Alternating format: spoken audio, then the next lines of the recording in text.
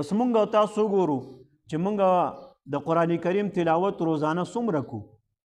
زمونږ په کورونو کې د قرآن کریم تلاوت څومره کېږي روزانه چا چې قرآن ویلی دی که نه دی ویلی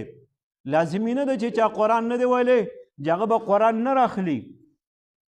چا قرآن نه دی ویلی نو په دې کې اجر ثواب دی چې ته قرآن کریم راواخله ښکلې کا سینې سره یې ولګوه کښېنه ورته په اوداسه کې او اعوذ بالله بسم الله ووایه په د یو آیت باندې ګوته ګرځوه الله رب العزت په دله اجر ثواب درکړي دا هم ستا دپاره کافي ده چا چې قرآن کریم ویلی دی که نارینه دی که زنانه دی کم از کم که روزانه یو سپاره تلاوت نشي کولی نو کم از کم چې کم دی یو پودې کوي یو رکو تلاوت ته کوي خو روزانه مستقل ته ورسره د قرآن کریم سره خپل تعلق جوړ کړي دا ډېره لویه ګناه ده چې یو سړی قرآن ویلی او دی بیا قرآن کریم نه راخلي شاته یې وغورځي موږ ته صرف په روژه کې په رمضان مبارک کې قرآن کریم رایاد شي تلاوت یې وکړو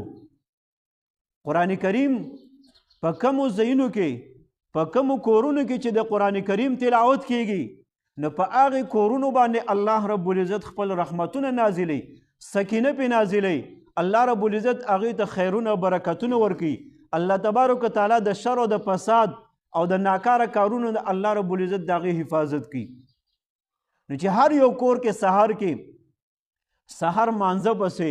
د قرآن کریم د تلاوت آواز خامخا راځي چې په هر کور کې نارینه او زنانه سحر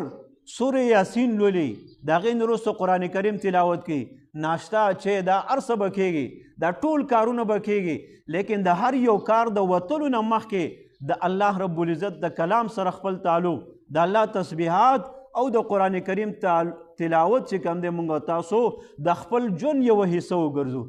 الله به دومره خیرونه برکتونه نازلوي یقین وکړه چې ستا په ګمان کې به هم نه